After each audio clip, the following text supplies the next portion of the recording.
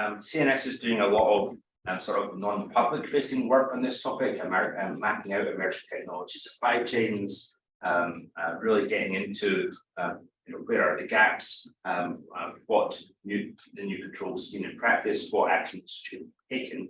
And we'll share a bit of that today. But the purpose of this is really to try to have a broader conversation, to bring in some of the people that kind of work on this from different perspectives, like Andrea, who is also an export control practitioner, and also Ferenc, who is a scientist and engineer working on some of the more technical issues, and try to kind of frame a broader conversation around these topics. But we are also in parallel continuing the more in-depth and non-public facing work. So if anything we talk about strikes a chord with you, be in touch with us and we'll figure out how to do these conversations. And with that, maybe I pass the floor to Andrea to run through her remarks. Okay, so I'm going. Well, thank you so much to the Middlebury and the Center for Non-Proliferation Studies, to Nomsa, and to Ian and to Ferenc for inviting me to speak at this important and timely panel. Last year, after the introduction of export controls on advanced computing and semiconductor manufacturing items to the PRC by the Biden administration, the field of export controls, as Ian mentioned, rose to front page headlines, and more op-eds and commentaries were published about the field than I've seen in my career. But indeed, it's a big deal and a clear step on the part of the US to address national security and foreign policy concerns related to China, namely, as stated in the BIS rule, military modernization, including the development of WMD and human rights abuses. What I'd like to discuss today is how to frame these controls in a broader bird's eye view context within the framework of strategic trade and its development over the last few decades. This is important because we always have to keep in mind the question of what are the objectives of export controls? What should be done to increase the probability of these objectives being reached? Remembering that trade controls have never been proposed as a be-all, end-all solution, say, to prevent the acquisition or use of weapons of mass destruction, but rather as one of many tools, one to be used alongside other strategies to make such acquisition more difficult, costly, timely, and allow for objectives to be met through a variety of different tools. So this morning, I'm going to focus on 6 overarching and in some cases interrelated trends in the field of strategic trade that can help us better understand, and in a broader framework, the new semiconductor controls, what they mean, how to assess their effectiveness, and perhaps even understand what the future might look like for the field in general. The first important trend is the ever-rising importance of intangible transfers of technology. Export controls were traditionally viewed as a tool to capture defense and WMD-related dual-use materials, equipment, and technology, with a focus on tangible goods from point A to point B. This simplistic view has transformed over time. Hence, in parallel, also the term export controls has evolved to the broader terminology of strategic trade, and the overarching importance of technology transfers and flows has come to dominate current concerns over WMD proliferation and recently concerns over technological and economical competitiveness. The second trend is ever more complex supply chains. This pertains certainly to the quite broad and layered area of semiconductor manufacturing, but also we see this in the way that state and non-state actors of concern procure or attempt to procure controlled goods and technologies. Complex supply chains don't just mean the use of multiple jurisdictions to attain goods, but also the use of complex financing schemes, importing previously exported goods, buying goods off a secondary market, and using a mix of other different acquisition strategies to obtain goods and technologies. Whether it's attempts by Russia to reacquire components for tanks and missiles that it previously exported, or ex-ASML engineers started companies in China, allegedly seeking to eventually rival ASML technology, it's increasingly important to think outside of the box and calibrate trade controls to pinpoint all vulnerabilities on the supply chain.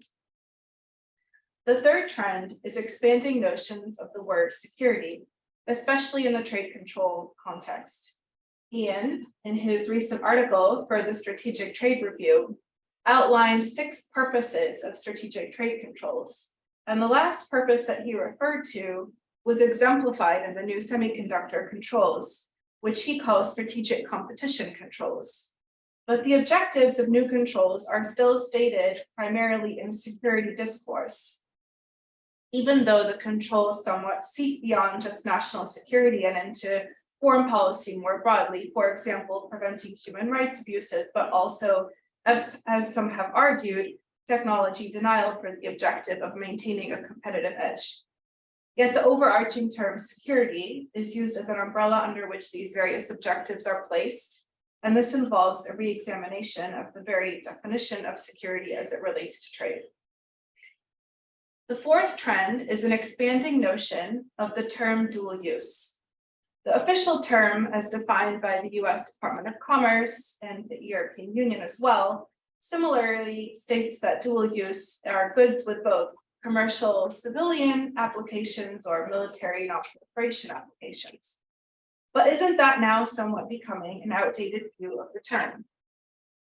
New controls or suggested controls have pertained to goods with both civilian and military applications, but they also pertain to goods with civilian and human rights abuse applications, or civilian uses and uses that threaten technological competitiveness in areas not necessarily related to military end uses. So the definition of dual use may be broadening. The fifth trend that we see, and what is most certainly exemplified by the new controls on semiconductor manufacturing equipment, as well as the sanctions on Russia and Belarus, is the rising trend of ad hoc arrangements of like-minded countries acting to achieve trade control objectives outside of traditional structures, such as the United Nations export control regimes. We see a lot of examples of this. The US-EU Trade Technology Council, the US Export Controls and Human Rights Code of Conduct Initiative, and bilateral diplomatic efforts to align export control objectives on semiconductor manufacturing, among others. There are many questions regarding this trend as we look to the future, namely, how sustainable and effective can these efforts be? What shall be the fate of the current export control regimes? And how can these more informal ad hoc efforts be balanced with the need to maintain resources, attention, and momentum for the very important UN resolutions, say on DPRK's nuclear ballistic missile program or resolution 1540?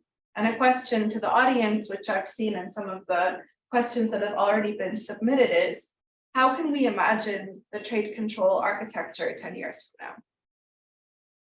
Finally, the sixth trend I want to end on is the incorporation of other forms of control over technology flows.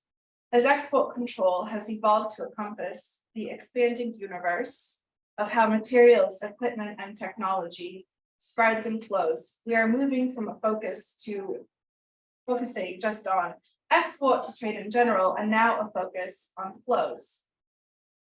Because actors have found different ways to acquire what trade controls aim to deny through, for example, simply acquiring the companies that possess the technologies they're looking for.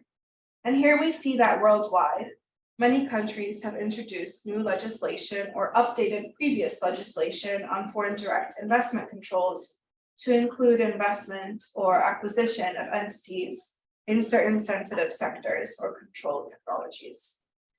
And we also have many examples of how countries have used direct investment to acquire the technologies they are looking to become more competitive in. One thing in light of these trends that we can be sure of is that the evolving strategic trade landscape will be characterized by more controls on areas of technology where there is fierce competition and where controls can still potentially alter the speed, ease, cost, and political calculations of actors seeking to attain certain technological levels. Yet while the framework has changed, some of the basic notions, objectives, and terms referred to by stakeholders in the space might have yet to catch up. So I hope that these opening remarks and insights spur discussion and a potential re-examination of the discourse and even conceptual basis underlying our most crucial foreign policy objectives. Thank you, Andrea. So just as a recap, she basically said all the measures that have been put in place about export controls are not catching up with what is happening in present day time, because these were initially, these are all mechanisms that came about a long time ago, and emerging technology and just the trends in how people are doing business have changed. And those regimes don't necessarily reflect or have that space to adapt to that particular situation. So she's kind of like, you know, painted the scene of saying, this is where we're coming from, this is where we are. It's not going to get any easier. And on that note, I guess I'll give it over to Ian. Thank you, Nomsa. And Andrea, I'd love just to respond to everything you just said, but I won't. You know, there is, it's sort of interesting because in the, you know, I sort of want to say the export control world, but like those of us that kind of consider ourselves export control people, we are talking about these esoteric type issues. I'm not sure, and I've been writing about them, and I think we have work to do on those things, but it's interesting that I'm not sure the policymaking community is there yet in terms of new regimes and so on and so on. I think there's important things we need to talk about in the context of Andrea's comments, because I agree with how she approached this and set it out. And we could have this whole session devoted to talking to those topics.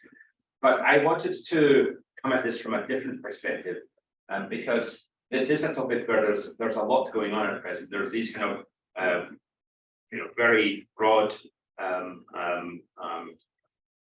tricky, slightly intractable policy questions, but then we also have the reality on the ground of items, technologies being proliferated. And so in my remarks, and then if you can pull up my slides, please, in my remarks, I'm going to try to change focus a bit and talk a bit about these two worlds need to collide. We need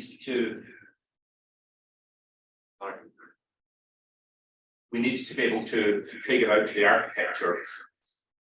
Apologies, we have our technical issue.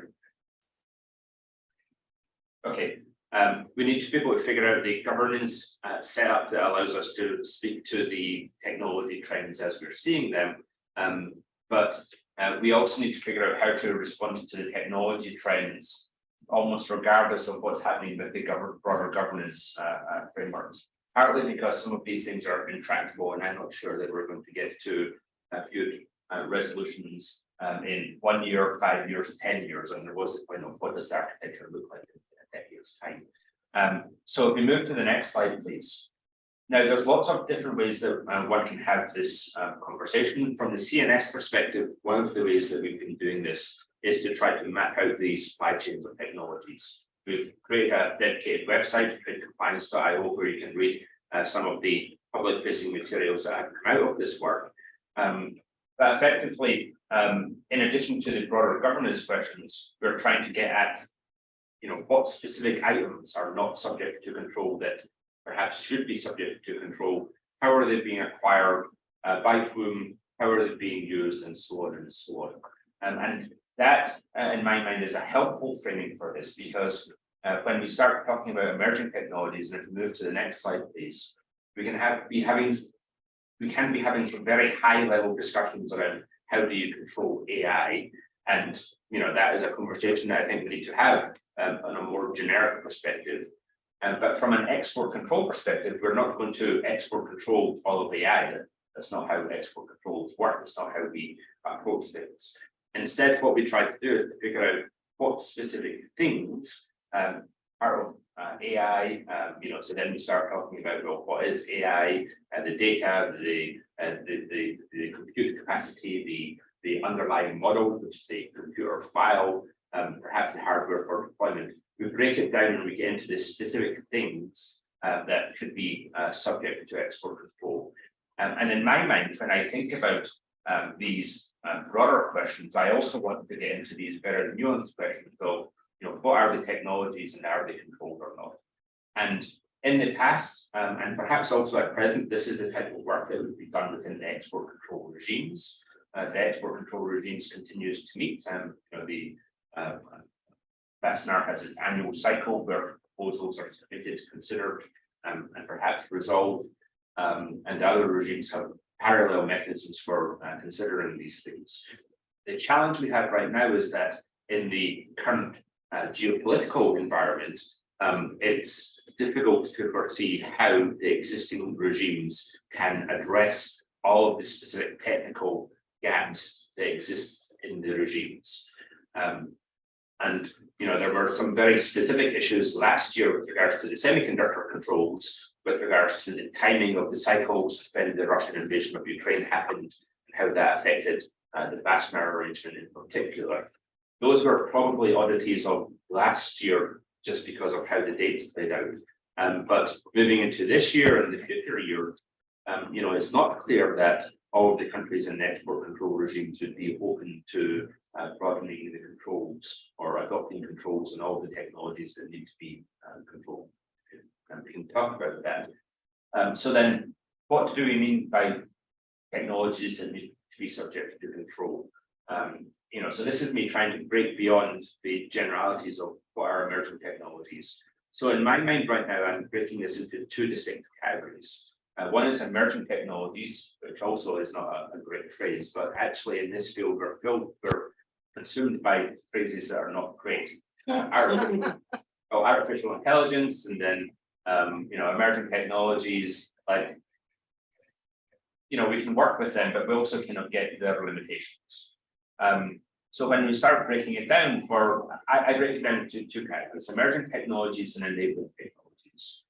And I do this for a reason, which I'll come to in my next slide, which is when you do it this way, you can start to think through what controls do we already have in place. And actually, we have the controls that are in place probably cover most emerging technologies that are weapons relevant to some extent. There are gaps for sure, but in general terms, if you're designing a tank that's autonomous, which is my first example on this slide, it's a tank, so it's subject to control. And you can sort of work through that logic a bit. Same goes, the next item on the slide is hypersonics. Hypersonic missiles happen to be subject to control. Not everything as you go through the technology tree for hypersonics is, and that's the sort of gaps that I think we need to get into. But that's a piece of work that I think we need to do. And CNS is doing, and I know that others are doing. So there is the category of emerging technologies, and there's lots in that, including UAVs. And then I added space balloons to this slide deck this year because we've seen balloons flying over the US and so on and so on. And we can have the conversation of, so what is export controllable related to space balloons? And there probably is stuff. I won't kind of dive into the depths of this other than to say that I think there are things that we can do. But then beyond that, we also have the issue of enabling technologies. And enabling technologies is sort of tricky for us because export controls have traditionally been more focused on the actual threat, the weapon system, whatever it is. Now we're very much focused on enabling technologies. And part of the reason for that is that we see specific state actors working to indigenize, to acquire, and to use those enabling technologies for clear military purposes. And sometimes we can, create a very specific causal link of entity X acquire this capability, they use this capability to do this piece of research or to train this specific model, which is with the weapon system X. And in fact, last year we worked with quite a few media outlets on articles that did exactly that and told the story end to end of how enabling technologies are being acquired by state actors.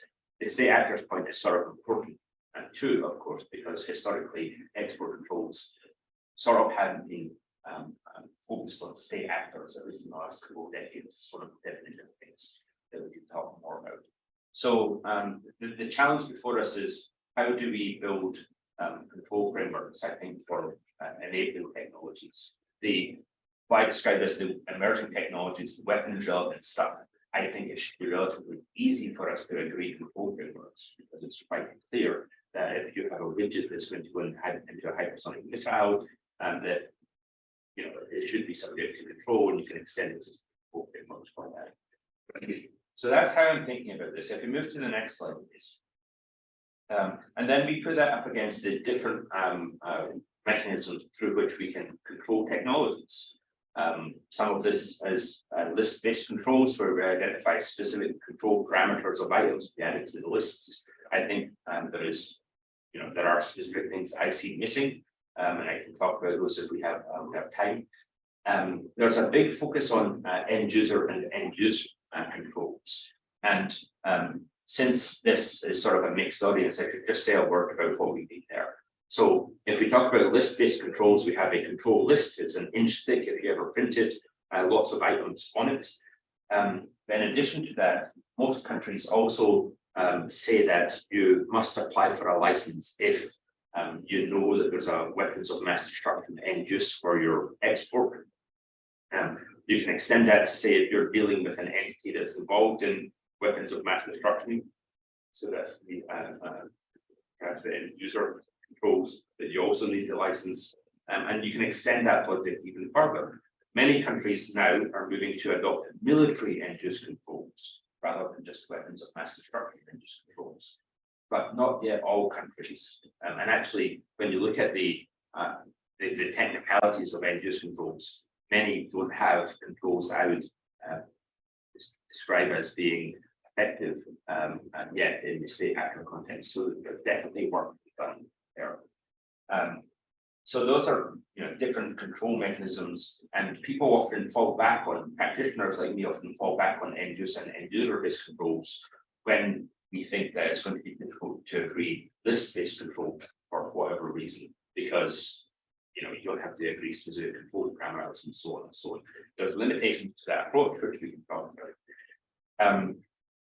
There's also a role for industry self-regulation. There's always a question mark next to that about how effective it can be, and so on and so on. I will say that in the AI space, it's interesting that you have like OpenAI who are very pro being regulated and have taken a lot of self-regulation steps. So in some areas, there's perhaps even more of a role for that than what historically thinks about. So it's part of the picture, and then there's perhaps others. I'll come on very briefly to talk about things like investment controls and so on, because we are part of the landscape too. Move to the next slide, please. So the bottom line here, and I guess it's sort of a summary of what I've said so far, but the bottom line is I think we've got homework to do. We've got homework to do in terms of working through what's already controlled and what's not, looking at the key components, parts, materials, software and technology. As a community, we've not focused as much as we need to on things like software. We've also not focused as much as we need to on things like compute capacity, so cloud computing and so on and so on, but also a different topic of cybersecurity of export control information. There's a lot to work through. There's a lot of gaps, I think. There are gaps, and I guess it's important for export control practitioners, including people like myself with this in government, to say we do have gaps. We have work to do. Our control systems don't do what we need them to do right now. So we do need to do this work. And we can kind of talk about the modalities. If we move to the next slide, please. A lot of that is working through what needs to be and on this slide, and maybe I won't go into it too much, but I try to. I have separately, and I can share this in the discussion or with anyone who's interested. We have previously, made some specific suggestions about where some of these gaps are. An important point of it though is, so as I'm thinking about it now, I sort of also work through the tech tree. And what I mean there is, I said hypersonics earlier. So if you look at hypersonics and the parts materials component that go into that, you find that some parts, materials, and components are also controlled for other purposes. And semiconductors is an example of this. So the pressure transducer that people like me focus on from a nuclear uranium enrichment perspective happens also to be something that's really key and central to the production of semiconductor production lines, because you measure vacuum pressures and that type of thing. So if you work through these technologies in a cross-cutting way, you find that there are those little synergies that are useful too. So that's another thing. If we move to the next slide, please. And just to say a bit more, so another piece of this is also looking at what the state actors are doing, how they're acquiring technologies. And specifically, I mean, how are they acquiring the types of emerging technologies that I mentioned? And this is a lot of the work that we do at CNS, where we're looking at specific research institutes and certain countries. What technologies are they working on? Who are they working with? We're also doing that with regards to trade flows and so on and so on. That data-centric work is really important right now for the export control community, and hasn't historically been a central part of how we approach export controls and export licensing. Certainly when I was in government in the UK, I didn't have the types of tools or data that are now used for this purpose. So data-centric analysis and therefore data-centric analysts are really important for this type of work. Move to the next slide, please. I sort of drilled down on this, but just to give you a visual example of what I mean by tech trees. So with regards to hypersonics, I mean, well, let's not just look at the missile. Let's look at the engine technologies that go in that, and the fuel technologies that are associated with those novel engines. And then let's look at the other dimensions of how you make hypersonic missiles, which turns out to be wind tunnels and simulation software and so on and so on, and work through is it subject to export control? Could it be subject to export control? Are the research relationships with some of the key entities in scopes of export control? Who are they cooperating with? Is there scope for enforcement of existing controls and so on? That's one specific example, but you get the point that making up. If you work through that tech tree, there's a lot to do there. Next slide, please. I'm going to do the parallels. I'll skip over hardware, other than to say that the semiconductor controls don't come out of nowhere. I know last year there was a lot of consternation about, well, why are we controlling small feature size semiconductors? What does that have to do with proliferation? But it's clear that there is a linkage between both compute capacity for machine learning models and compute capacity for embedded systems. And I say this to someone that spends some of the time training machine learning algorithms, so we can talk in depth about this type of stuff if anyone's interested. But the semiconductor controls are sort of important in this context because it does speak to a number of other areas of how technology is being acquired. So, for example, in the hypersonics thing, you do aerodynamic modeling. For aerodynamic modeling, you need high performance compute. The high performance compute to get through the semiconductors, which is the control from last year. So there are a lot of these topics. If we move on to the next slide, and the next slide is final slide to kind of draw together. So where do we go from here based on this very specific technology-based perspective? We have work to do with regard to the list-based controls. How do we do it? Do we do it within existing regimes? Do we do it through new regimes? Do we do it on a unilateral basis, or perhaps all of the above? Making end-use controls effective is a part of this. Controls in universities, and specifically that's the point about research cooperation with military-linked entities that I sort of alluded to. Controls on consultancy and technical assistance. I didn't really go into this in much depth, but that's one of the key ways that I see in practice states acquiring specific technology right now. And then also the inward investment controls, outward investment controls, and cybersecurity controls.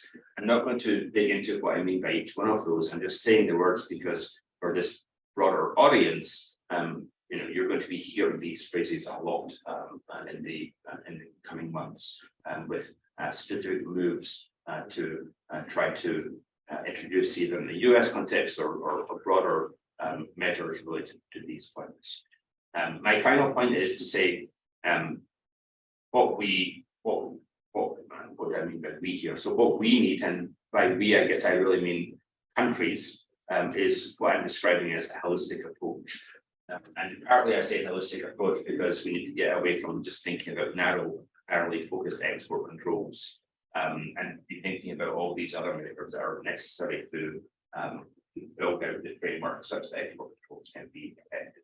And so it goes beyond just the traditional export control realm. I get that's challenging because in most countries there is an export control authority, and it's hard for them to go outside of their specific sort of jurisdiction, in a bureaucratic sense. But we need to get to this point where we have holistic control frameworks that address all the proliferation pathways, and for that we need to be thinking beyond traditional exports. So with that, I'll pause and back to Nomsa. Thank you very much, Ian. So Andrea set the scene and gave the challenge, the first homework assignment, which was, where do we go from here in the next 5 to 10 years? And Ian kind of went into depth about what he views as the best way to approach this problem that we're talking about, which is to say that there is the policy, broader governance issues, and then there is also addressing the gaps. So it's almost like the operational side of it. So you have the policy side, then you have the side where it's like, what can we do today? What should we be doing? Where are the gaps already existing? How do you now make the connection from something like a semiconductor to preventing, export controls being violated, either by a state or a non-state actor? And I think this is a very great way to tee up Ferenc's presentation, because Ferenc is our scientist in residence, and he's actually going to maybe explain to those of us in the room who don't even understand what is a semiconductor and why is everybody freaking out. So Ferenc, the floor is yours. Great. So let me just share my slides here. Can you see my slides? Yes. Great. So first of all, thanks for inviting me. I'm very happy to have this discussion. It's particularly relevant now. I agree with Ian and Andrea as well. We need a holistic approach to this. The technology is expanding so rapidly. And AI, I'm going to be talking a lot about AI in the age of ChatGPT, because everything is changing so fast. It's just an example of how things can suddenly move very fast. And I'm going to focus a little bit on China and the technology that they've been able to achieve thus far in this area. So, and also I wanted to say that, semiconductors and AI are like peanut butter and jelly. Really, you really can't separate them. And I've become more and more aware of that, every day. So semiconductors are just as Ian said, they don't come out of nowhere. They're very much connected to everything. Semiconductors are integral to everyday electronics, such as smartphones, kitchen appliances, cars, medical devices. You all know this. But beyond powering gadgets, they're also key in propelling industries like healthcare, automotive industry, telecom, AI, 5G technology, IoT, so Internet of Things. So lots of different technologies really depend on semiconductors. So just a step back, what's very important in semiconductors are transistors, and those are like tiny little switches that encode binary information, and they're the core components of semiconductors. And with more transistors equates to more enhanced capabilities. You've also heard of, and in your own computer or laptops and so on, that there are central processing units or CPUs for very complex sequential calculations.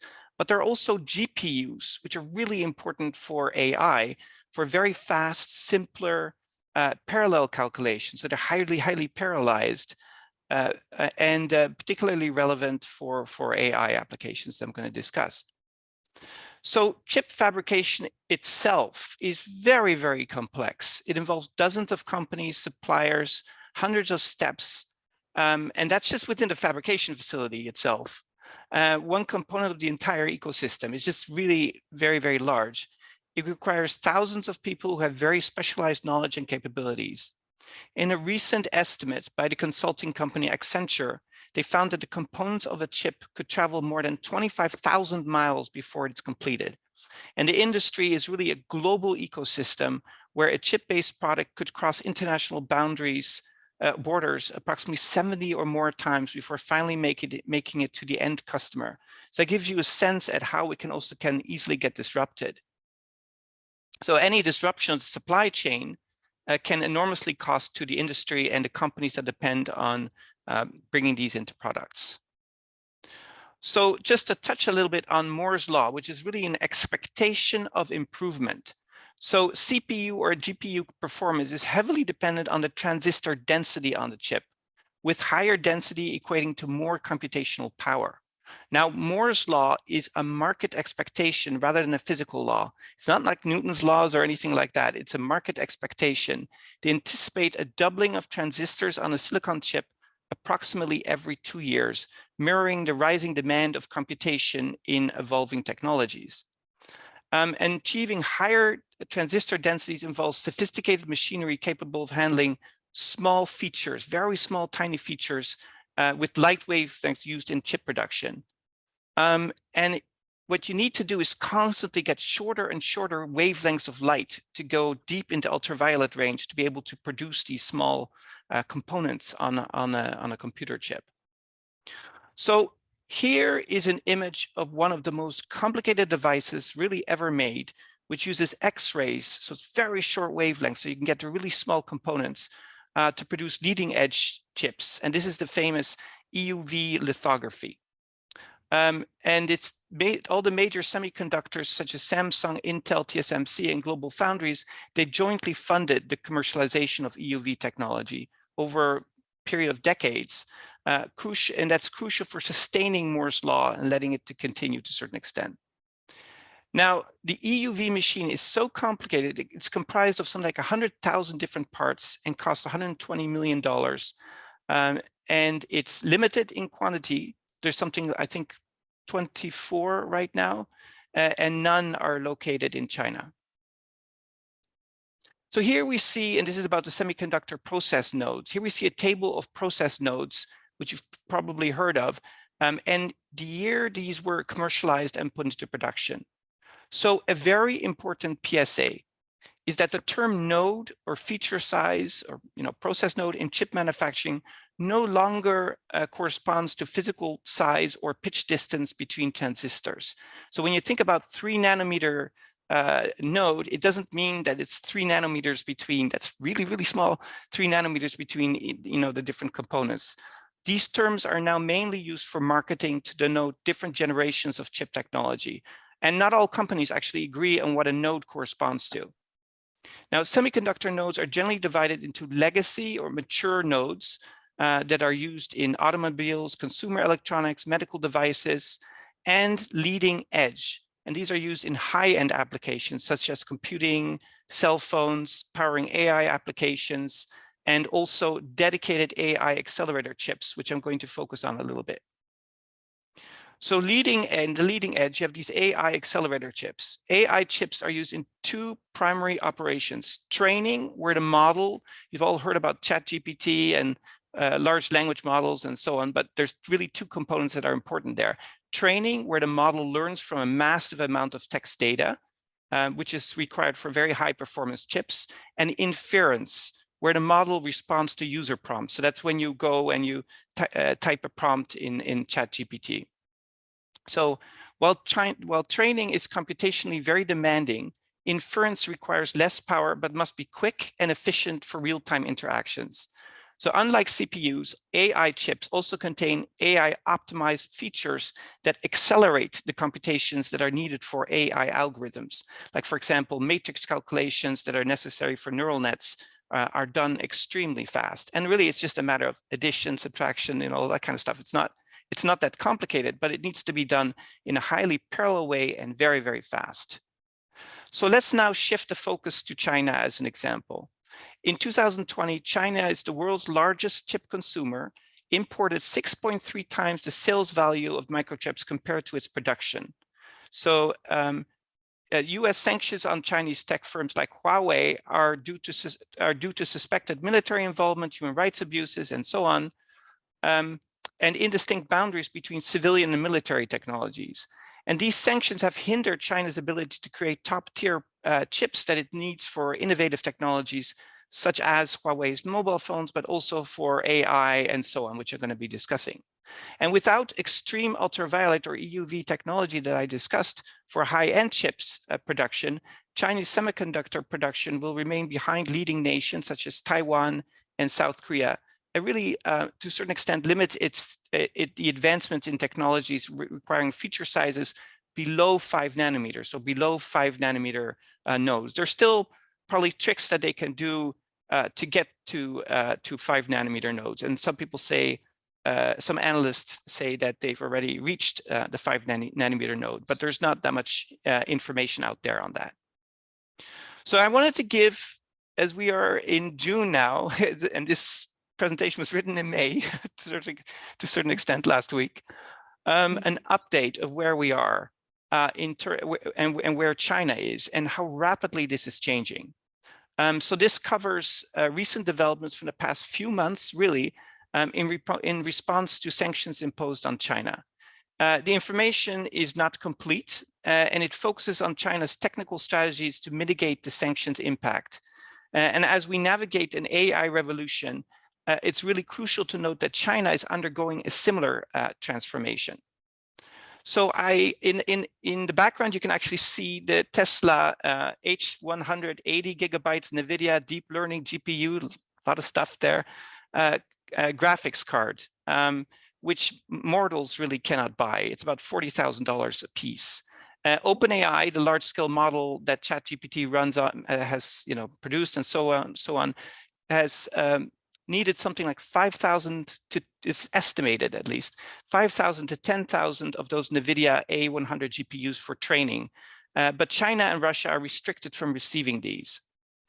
Chinese companies, to stay current in AI, despite restrictions and computational limitations, use what I call the make strategy.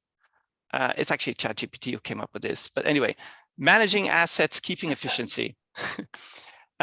And as first reported by the Wall Street Journal, they use weaker semiconductor and chips like NVIDIA's A800 and H800. So this is not the 100 ones, the $40,000 ones. These are $30,000 ones that NVIDIA produced specific for export control to China. And to make efficient use of its asset, Chinese engineers are also combining NVIDIA and Huawei's 910 Ascend chips to mimic the performance of advancements that they're making. And China is also very interesting pooling GPUs to maximize assets. Baidu even suspended use of its A100s, so it did have some of those chips across teams, including its self-driving units, to pool them for development of its version of ChatGPT, ErnieBot. However, combining chips in AI training and inference carries risks in terms of ensuring chip capability, managing data flow, synchronizing between chips, and optimizing the system. And also, this strategy is very costly. It's very expensive for Chinese firms, as they may need 3 times or more H800 chips. So again, that's different from the 100 chips, the 800 chips, compared to the US firms. Because it's $30,000 per a piece, and you need about 3 times more. So you have $90,000 to have capability of one of those H100 chips. So that's really a huge difference. And it should say it's not the same computational power. It's still different, but it's close to the same capability. So let's continue with this make strategy, this maximizing asset keeping efficiency. Another technique that China is using is to use sophisticated software techniques to train models with less compute requirements. So I don't want to bore you too much, but they use something called sparse models, a mixture of experts techniques, different techniques that have been really quite successful, really impressive technology that Huawei researchers have produced. So what you can see in the corner there is a is a screenshot of a paper that just came out, well, in March, on the archive.org, that is a trillion parameter large language model called Pangu Epsilon, and used a variety of software techniques while using 512 Huawei 910 Ascend AI chips. So these are very capable chips that Huawei has developed to produce this model. But the interesting thing and a very clever thing is that they use different software techniques to not have to need so much compute. Okay. So just to continue this, this was reported in March again in a Tech Monitor.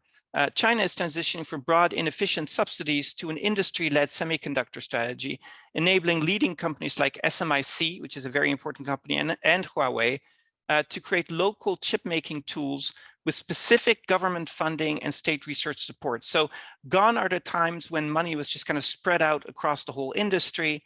In China, it looks like they're really trying to focus on specific parts where that they want to strengthen.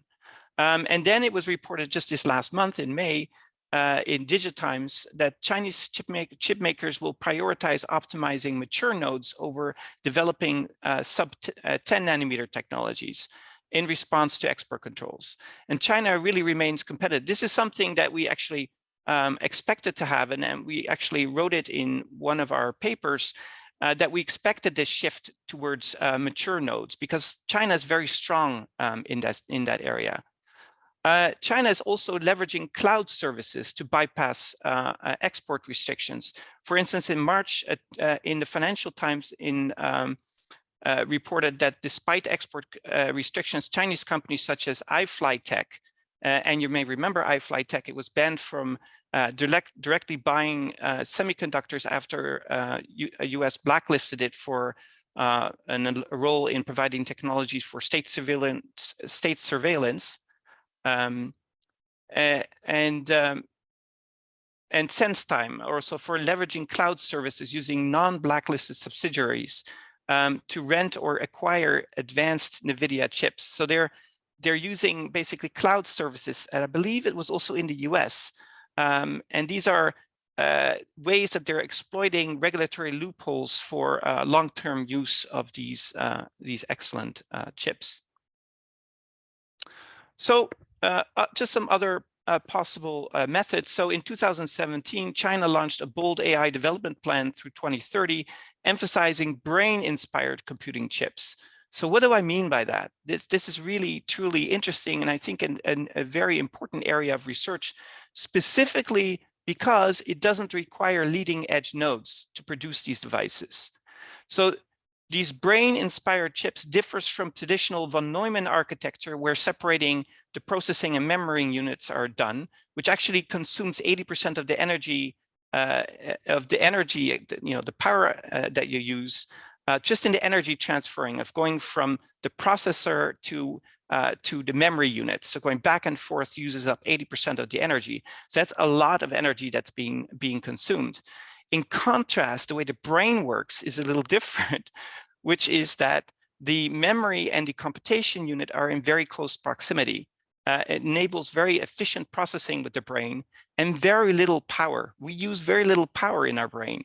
So for example, I can recognize Ian and Nomsa using facial recognition, and all we need is I had some food this morning. So that's all we need. So actually China has really investing a lot in neuromorphic computing. It led to Tsinghua University's Tianjik chip, which is really a very impressive technology. And it was on the cover of Nature 2019 magazine journal. It was interesting because it was very heavily criticized because they used the word AGI, which right now everybody seems to use. But it's really very impressive technologies. So while neuromorphic chips are typically used for inference, so that's the other part, not the training, potentially could also be applied to training as well. So Tsinghua University collaboration is the same one, is developed this Tianjik chip, illustrated this through a cat and mouse game where the robot cat, or a Tianjik cat, is tasked with tracking a non-autonomous robot, dodging obstacles, recognizing objects, and identifying sounds. And it's really very, very impressive how you see this little gadget work on this very high technology chips. And again, this is not using leading edge nodes for semiconductors. The same team actually very recently published a study in Science Robotics, which was also on the cover, and you can see the little robot there, demonstrating the effective use of neuromorphic chip in place of recognition by kind of being able to sense and encode and compute. It's very, very impressive technology. This advancement really could improve robot navigation, environmental understanding, and using completely neuromorphic, well, you have to be a bit careful. It's kind of a hybrid neuromorphic architecture. And this is not the first time this has been done, but it does show how China is progressing in this area. And again, it doesn't need to have leading edge nodes for this. So senior Chinese scholars in the Bulletin of Chinese Academy of Sciences advocate moving beyond silicon to prevent dependency on specific core technologies. So they highlight what they call the stuck neck problem, when over-reliant on silicon and are suggesting kind of a much broader technology focus. And this kind of reminds me of China's keen interest in quantum tech, where they aim to kind of leapfrog global competition by significantly investing in quantum technology. Also, SMIC in October 2020 reported considerable advancement in the 7-nanometer node technology, improving performance and power consumption, which were identified actually in Minerva Bitcoin miner chip. So it was a chip which was released, and then it was actually a Canadian organization that analyzed it and saw that it resembled closely TSMC's 7-nanometer process. So China is also diversifying suppliers, customizing, reducing foreign dependency through chiplets. That's another type of technology, which allows you to quickly configure things, and it's much more customizable. And they're also exploring different types of semiconductor technologies, such as gallium nitride and silicon carbide and so on. So they're really, really pushing on all fronts semiconductors. So right now, China currently lacks access to EUV and may also lose access to DUV, so that's deep ultraviolet, which it currently does have in the future. There's significant focus on AI chip technology in China, particularly AI accelerator chips. And China utilizes what I dubbed the make strategy, maximizing assets, keeping efficiency, merging chips, leveraging advanced software techniques to expand different models. China is also emphasizing mature and legacy nodes and neuromorphic chips, which is a very interesting development. And I think it's very, very important, and this is kind of in a very general sense, it's crucial to not underestimate the technical capability of different actors like China to avoid taken by surprise. And I always think about these kinds of things in terms of North Korea's technology advancements, which a lot of us predicted. Sorry, it's my cuckoo clock. A lot of people predicted, but unfortunately, a lot of people, weren't aware of this. So it's important to monitor all these different technologies, and I think I will leave it there. Thank you so much, Ferenc, for that incredibly informative presentation. I feel like if I'm ever in a room full of people who work in semiconductors, I'll impress them with my AI and semiconductors are like peanut butter and jelly anecdote, and they're going to think I'm very smart. Ferenc is also joining us from Monterey, and he's about to move halfway around the world to South Korea in a couple days. So it is incredible that he was able to join us today, 3 hours earlier than we are. So just to bring it all together, we talked about the policy side of things. We talked about the gaps in enforcement and export controls, and then Ferenc actually kind of gave us the overview of what these little things that we're talking about in particular do, right? So we now have an appreciation that it works in our day-to-day lives. So it's not just a matter of hypersonic gliders or tanks, but it is something that is relevant to all of us and everything that we do. And that was probably why the US government released the Creating Helpful Incentives to Produce Semiconductors and Science Act of 2022, which is what we're calling the CHIPS Act. Now, for the people in the audience and in the room who are maybe early career or are in university, the good news is the Act invests $280 billion to bolster US semiconductor capacity, catalyze research and development for the academics in the room, and create regional high-tech hubs and a bigger, more inclusive STEM workforce in the United States. So that's good news, right? We've heard a lot of things that maybe have scared us, but that's some good news. And with that, I think we'll go into questions. I had a few questions I had prepared, as well as some questions that some folks were kind enough to submit in advance. So for the sake of time, I think I will jump into the questions that we got from our audience, the pre-submitted ones, and then I'll give Min a chance to give us some of the questions that are in the question and answer section of the Zoom. So one of the questions that we have is, what is the impact of this act and everything that we've been talking about on semiconductor companies in other parts of the world, such as South Korea or Taiwan? Ian, would you like to take that question?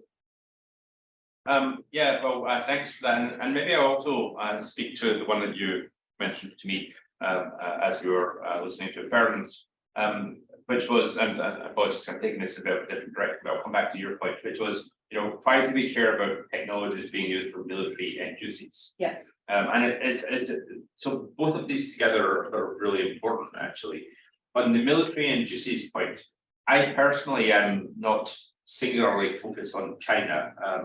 I'm also, when I think about state actors and emerging tech, I'm also very focused on Russia, and we spend a lot of time looking at how Russia acquires technology to rearm in the context of its conflict in Ukraine, and we look at what is Russia's status on these different emerging technologies.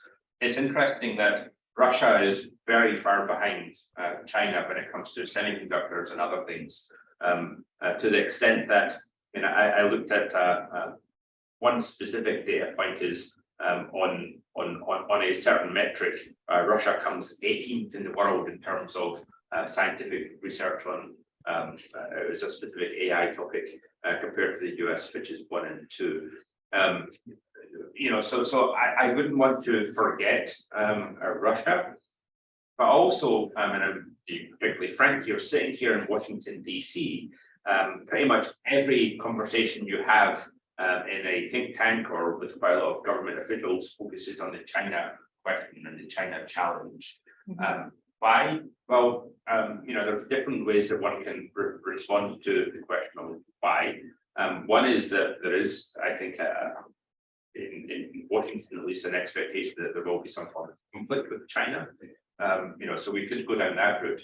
But the other route is that also we need to recognize that this has become a very political issue, a US political issue.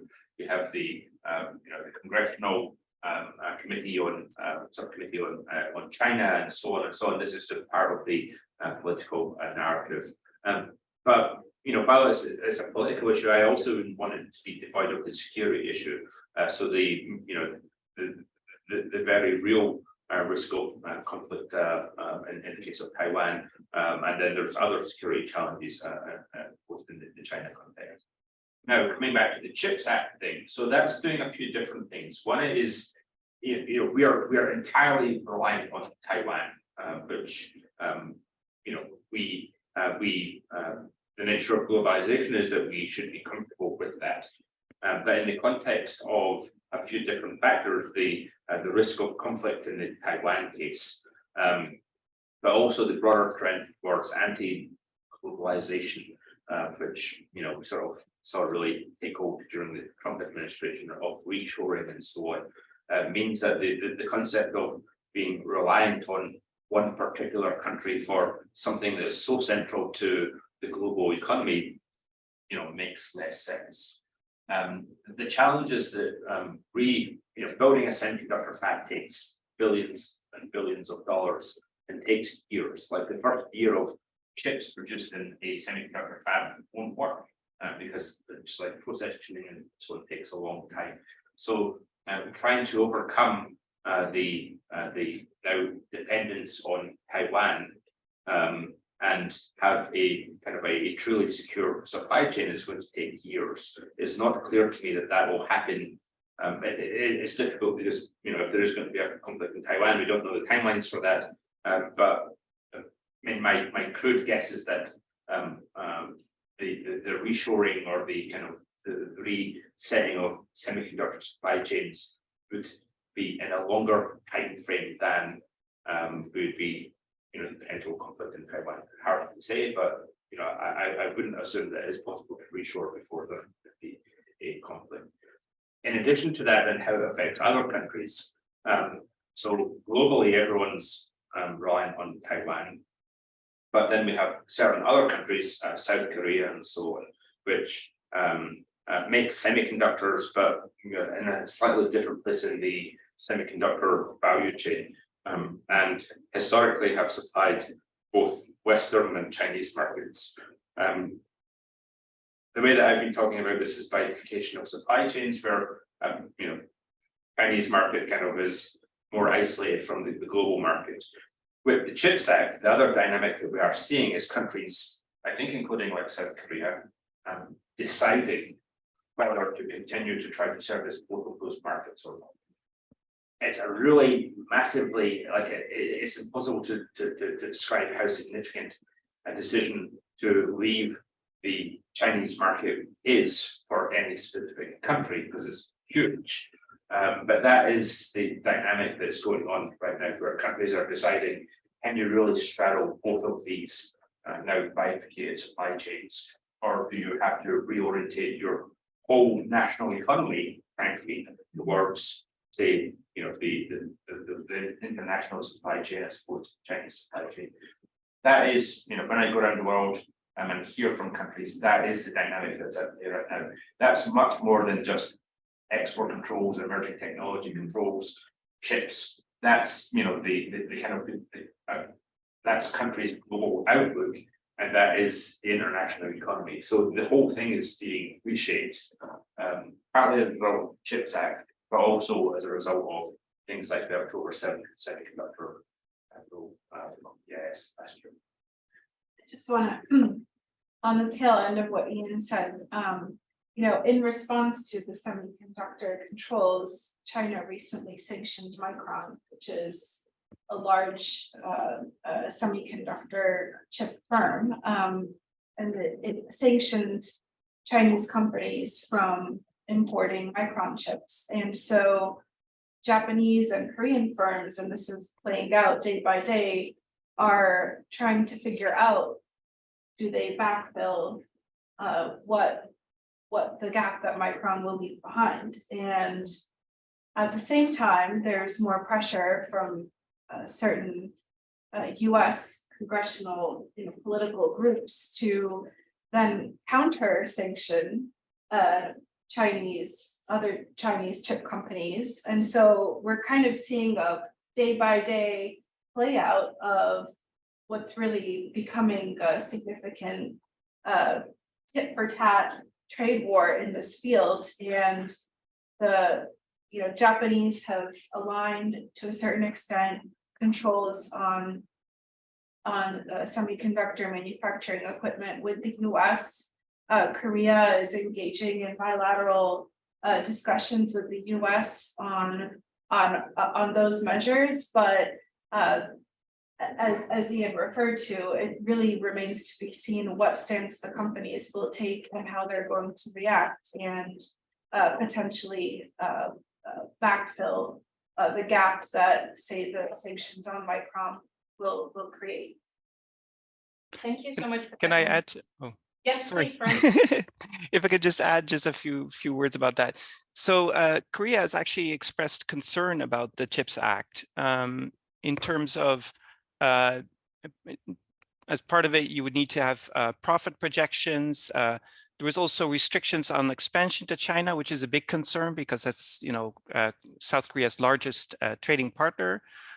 So, and also in Japan, it's you know, there's a lot of companies that are thinking about this, 80% of the global market on photoresist is actually in Japan. The large companies, JSR and also TOC, which is one of the very important companies. They're actually partnering with Samsung, which is interesting, on EUV photoresist. So it's exactly as Andrea says, it's constantly moving. And there's a lot of moving parts that are connecting. It's kind of very important to figure out where the different alliances land. And I think they're trying to be as open as possible, predicting what's, trying to figure out what's going to happen into the future. But for South Korea, total semiconductors is something like 20% of the total exports. So it's a huge quantity. It's very important to South Korea, any kind of change in semiconductor industry. Thank you so much for that, Ferenc. And I'm going to stay a little bit with the questions about other regions. We've gotten a question in the audience about Latin America and not necessarily having as advanced semiconductor industry as, for example, Japan or South Korea, and how this would impact them. And we also had a question from somebody else who was asking in the context of East Africa to say, and I would tie this to maybe the question on going back to export controls, going back to third parties, like the people who are not necessarily making the chips, but maybe someone, let's just say someone bought a chip from Kenya, and then that chip ends up in China for something. Like, would there be any consequences? Is there an issue there? How does that all get addressed in the CHIPS Act, or just in what's happening right now? I'm coming back. Sure, I can just briefly talk about how, as part of the CHIPS Act, the government did put aside a certain amount of money for the ITSE fund. And part of the objectives of the ITSE fund are to align and to cooperate with countries, whether it's upstream or downstream in this semiconductor manufacturing supply chain, but to align their controls and develop controls or fill in gaps or essentially share information. So there's a lot of different parts to it in order to support the CHIPS Act. So that's just one component of it. Well, and maybe if we go further with that, so the ITSE funding that Andrea is referring to has two components, promote and protect. So there's substantial funding for foreign partners to indigenize semiconductor supply chains, whatever that means. I've not actually seen the details. I'm not sure yet how those funds are going to be used and so on. But that will be a part of this. And there has been a bit of a debate about, so CHIPS Act is quite US centric, but the US can't do this on its own. The US can't have the global supply chain on its own. So how the US works with others is really important. With regard to the controls in other countries, so it's interesting. People like me have been going around for a couple of decades helping other countries implement export controls underpinned by Security Council Resolution 1540. 1540 was a WMD, or is a WMD centric resolution that requires all countries to have export controls. And I know countries in Latin America, countries in Africa, Kenya, last week or week before us in the Philippines, so countries in Southeast Asia, have moved to adopt export controls per the requirements of 1540. It's good, it's great, it's important, and I'm glad to see the progress there. Where we're at now, though, is that we need to look beyond just the 1540 requirements because of the state actor challenge. Because if you're a company in whichever country and your goods ends up in a Chinese military program, there's a good chance, like we saw last year, of there being a New York Times article or whatever it is, the names and shapes. That's just the nature of how these things are working at present. So there does need to be a bit of a recalibration. It does mean that countries need to go beyond the requirements of 1540 with regard to their export control approach, but 1540 is still a very strong foundation. So I think there's a lot of that actually. I can just Yes, please. finally on that point. I mean, there's kind of, again, a lot remains to be seen, because if we shift a little bit towards the use of US secondary sanctions, one question could be, would the US actually employ secondary sanctions on companies that that sell to China? Would they actually employ that tool? And I think that relates a bit to the previous question of how might firms around the world react, and they might weigh that as a consideration, but so far we haven't really seen how that might play out in the medium or long term, so we don't know what's going to happen. But that's certainly another dimension or another aspect of how different trade control tools are potentially going to be used or might be used in this framework. So Well, I hope we can have some questions from the audience. I know Paul, for example, works more in the bio space, and I'm very curious as to how there might be an overlap with that. So if you do have a question along those lines, feel free to ask it. Before we basically open up to the audience, I did want to add just one last element to the questions here, and the question I was going to ask was to say, people who are dealing with export licensing in the United States, so companies or organizations that have anything to do with that touches upon anything we talked about today. Should they be worried? What do they need to be doing? Maybe from a US context, even from an EU context, where you have a lot of overlap economically, or from like a country like South Korea or Taiwan. Are there any things that you would advise practitioners or people who are actually on the front end of the operational side of this to do? Should they be busy? Well, should they be worried? They should be busy for sure. There's just so much, and we've not talked as fully about the Russia side of things as we could have, but like also just how Russia is acquiring technology and and especially the non-listed technology or technology through distributors. If you're working in a company on export control compliance and sanction compliance right now, you're going to be stupendously busy, and it's hard. Like there's so much to be done. You need to be making sure that which of your technologies are controlled or not. You need to know who your counterparties are they sanctioned or not. You need to be figuring out who your distributors are selling to, and if they're selling to questionable entities.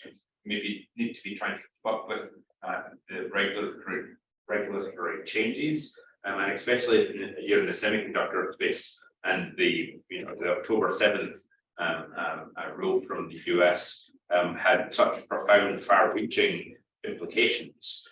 Also through something called the foreign direct product rule, we can talk about it if people want. And that effectively means it's not just technologies in the US, it's also technologies that rest elsewhere that could be and transferred on. And if you're working in a compliance role in a company right now, you're stupendously busy, and you need to be with so much.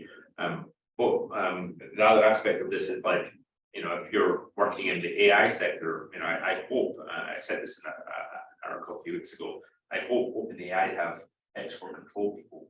And you might think, well, why would OpenAI, they're not exporting, but it's thinking through, who's using the OpenAI services, are they sanctioned or not? There's so much there. It's sort of impossible to say the full scope of the work, but there's a lot to be done for other individuals.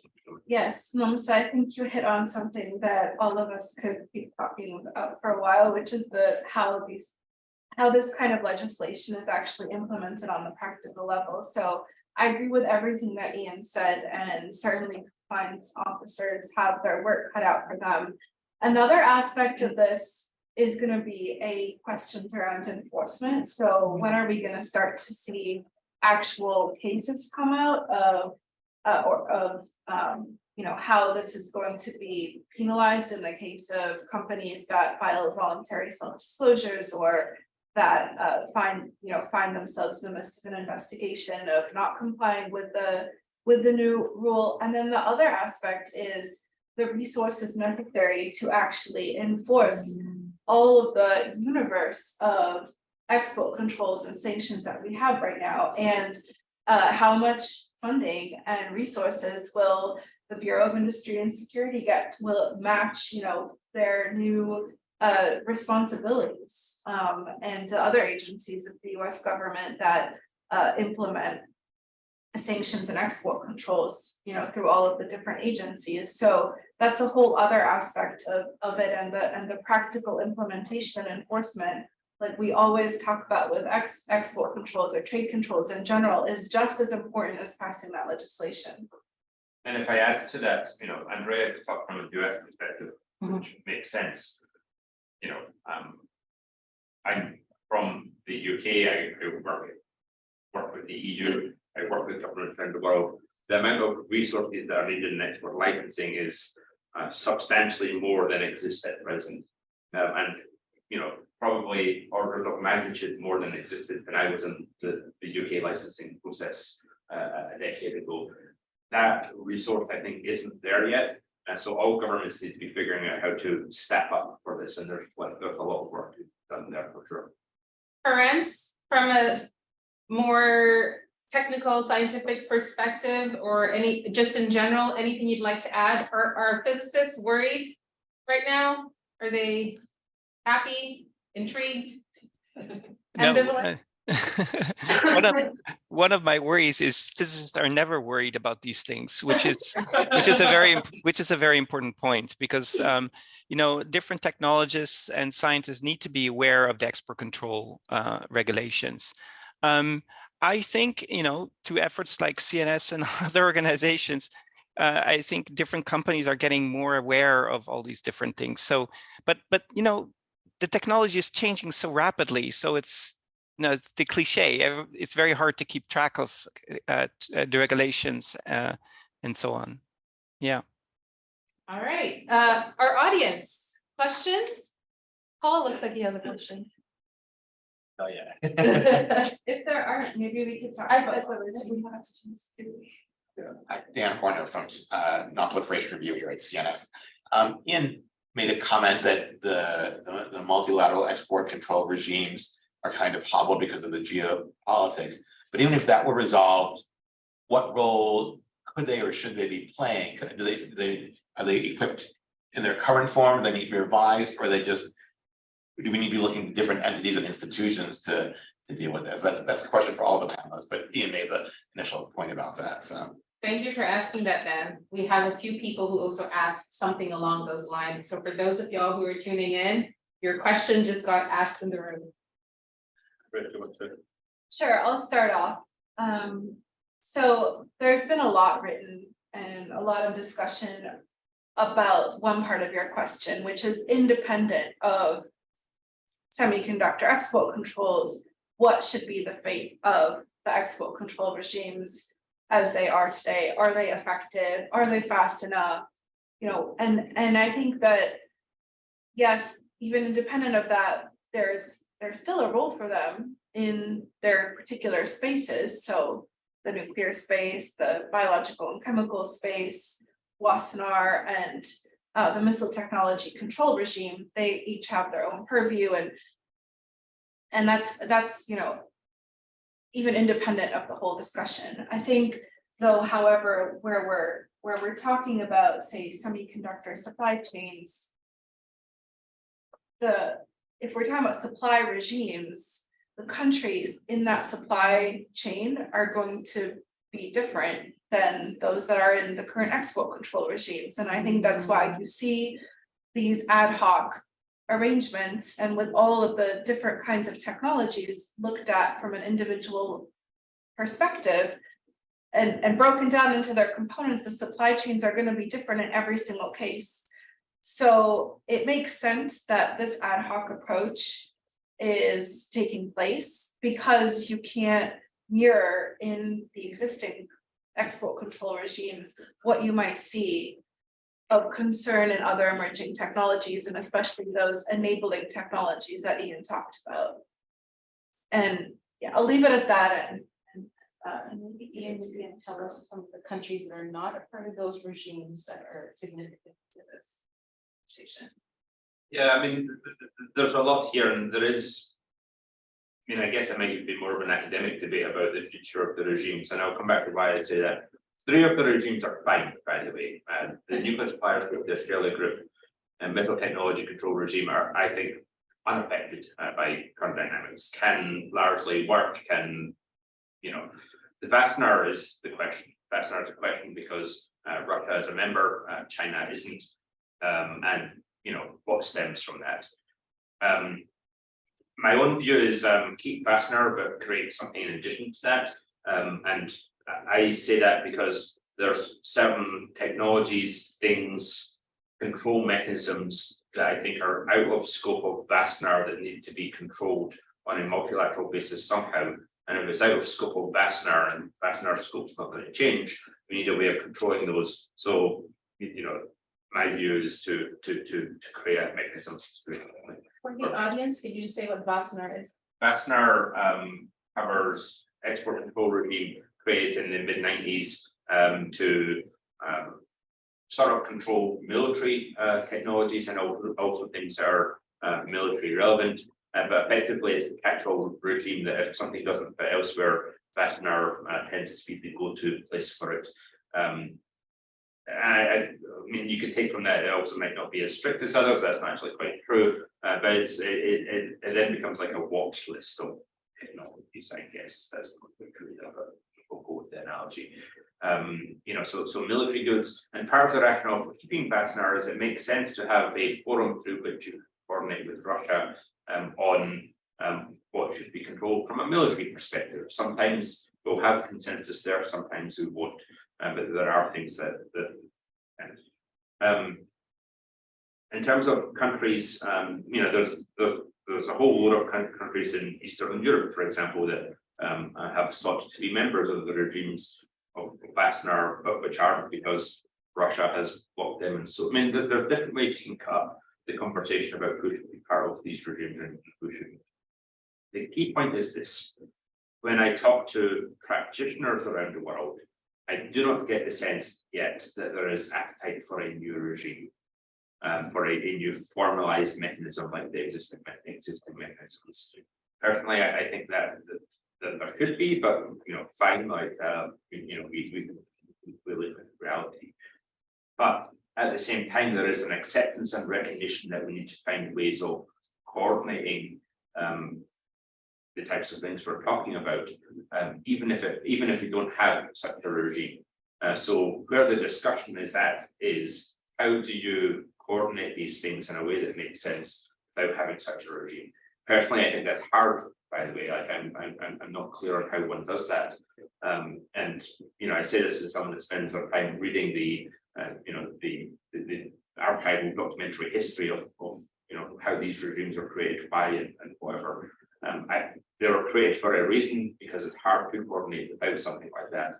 I think we're going to struggle, but that's my sense of where the kind of the policymaker discussion is globally.